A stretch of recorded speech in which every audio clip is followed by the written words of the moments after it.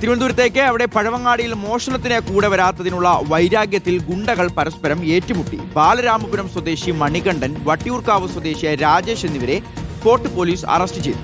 നിരവധി ക്രിമിനൽ കേസുകളിൽ പ്രതികളായി ഇരുവരും ഗുണ്ടാ ലിസ്റ്റിൽ ഉൾപ്പെട്ടവരാണ്.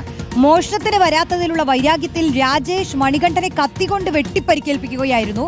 അനാവശ്യമായി തന്റെ കാര്യത്തിൽ ഇടപെടുന്നുവെന്ന് പറഞ്ഞ് മണികണ്ഠനാണ് രാജേഷിനെ ആദ്യം ആക്രമിച്ചത്. സുനിഷ അയ്യലൂർ ചേരുന്നു. സുനിഷ, തിരുവനന്തപുരത്ത് നിന്നും വീണ്ടും ഒരു ഗുണ്ടാ ആക്രമണത്തിന്റെ വാർത്ത വരികയാണ്. ഇതിന്റെ കാരണങ്ങളൊക്കെയാണ് അതിശയം.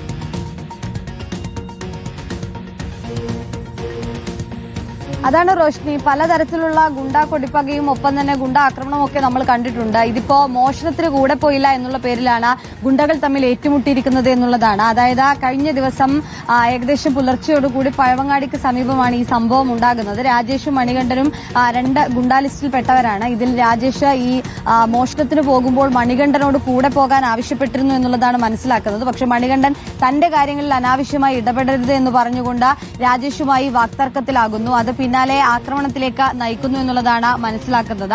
അങ്ങനെ മണികണ്ഠൻ രാജേഷിനെ വെട്ടുന്ന സാഹചര്യം ഉണ്ടായി. അതായത് അനാവശ്യമായി ഇടപെടരുത് എന്ന് പറഞ്ഞുകൊണ്ട് രാജേഷ് മണികണ്ഠനെ വെട്ടി എന്നുള്ളതാണ് മനസ്സിലാക്കാൻ കഴിയുന്നത്.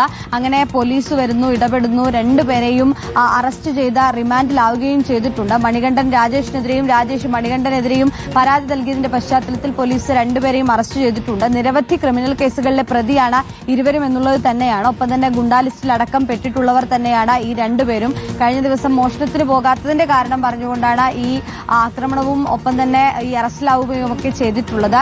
ഇതേ രീതിയിൽ തന്നെ പല ഘട്ടങ്ങളിലും നമ്മൾ കണ്ടിട്ടുള്ളതാണ്. പലതിന്റെയും പേരിൽ ഇത്തരത്തിലുള്ള ഗുണ്ടാ ആക്രമണങ്ങൾ പതിവായി കാണാറുണ്ടായിരുന്നു. അങ്ങനെ ഇപ്പോൾ വീണ്ടും ഇതാ തിരുവനന്തപുരത്ത് ഒരു ഗുണ്ടാ ആക്രമണം, ഇതുമായി ബന്ധപ്പെട്ടുകൊണ്ടുള്ള ആക്രമണം ഉണ്ടായിരിക്കുന്നു എന്നുള്ളത് തന്നെയാണ് റോഷ്നി ഷിഹാസ്. സുനിഷ അയ്യലൂരാണ് വിശദാംശങ്ങൾ നൽകിയത്.